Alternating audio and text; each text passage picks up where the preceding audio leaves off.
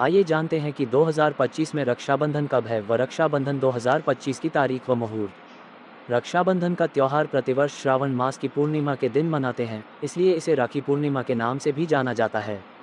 ये पर्व भाई बहन के प्रेम का उत्सव है। इस दिन बहनें भाइयों की समृद्धि के लिए उनकी कलाई पर रंग बिरंगी राखियां बांधती हैं, वहीं भाई बहनों को उनकी रक्षा का वचन देते हैं। कुछ क्षेत्रों में इस पर्व को राखरी भी कहते हैं।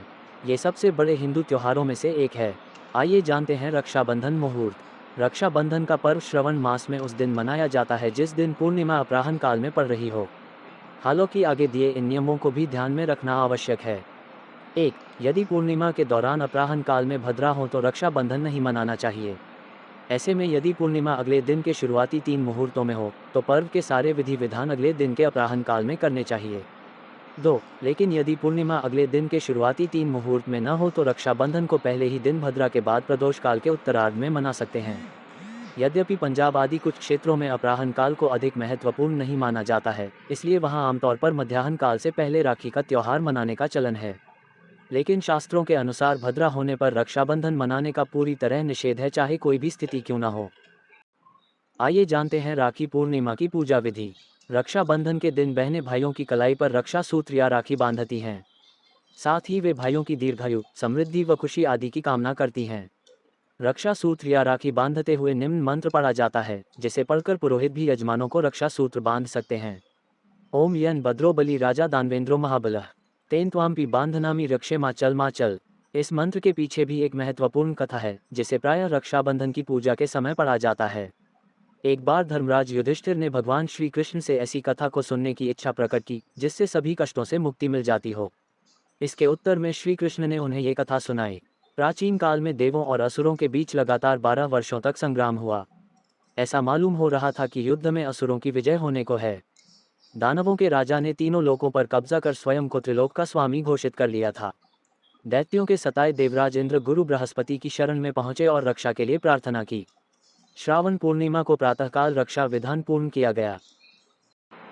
इस विधान में गुरु बृहस्पति ने ऊपर लिखित मंत्र का पाठ किया, साथ ही इंद्र और उनकी पत्नी ने भी पीछे पीछे इस मंत्र को दोहराया।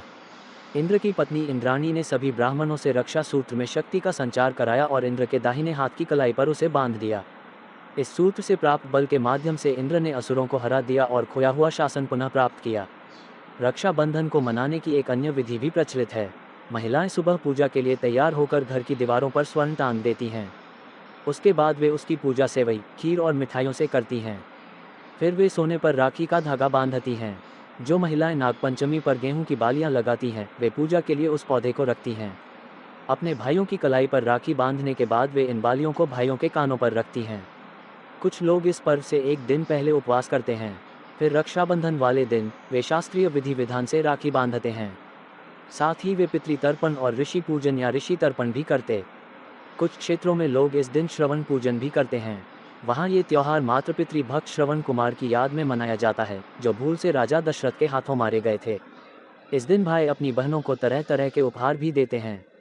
यदि सगी बहन न हो तो चचेरी ममेरी बहन या जिसे भी आप बहन की तरह मानते हैं, उसके साथ यह पर्व मनाया जा सकता है। राखी के पर्व से जुड़ी कुछ कथाएं हम ऊपर बता चुके हैं। अब हम आपको कुछ अन्य ऐसी पौराणिक घटनाएं बताते हैं जो इस त्यौहार के साथ जुड़ी हुई हैं। मान्यताओं के अनुसार इस दिन द्रौपदी ने भगवान कृष्ण के हाथ पर चोट लगने के बाद अपनी साड़ी से कुछ कपड़ा फाड़कर बांधा था। द्रौपदी की इस उदारता के लिए श्री कृष्ण ने उन्हें वचन दिया था कि वे द्रौपदी की हमेशा रक्षा करेंगे। इसीलिए दुशासन द्वारा चीरहरण की कोशिश के समय भगवान कृष्ण ने आकर द्रौपदी की रक्षा की थी। एक अन्य ऐतिहासिक जनश्रुति के अनुसार मदद हासिल करने के लिए चित्तौड़ की रानी कर्णावती ने मुगल सम्राट हुमायूं को राखी भेजी थी।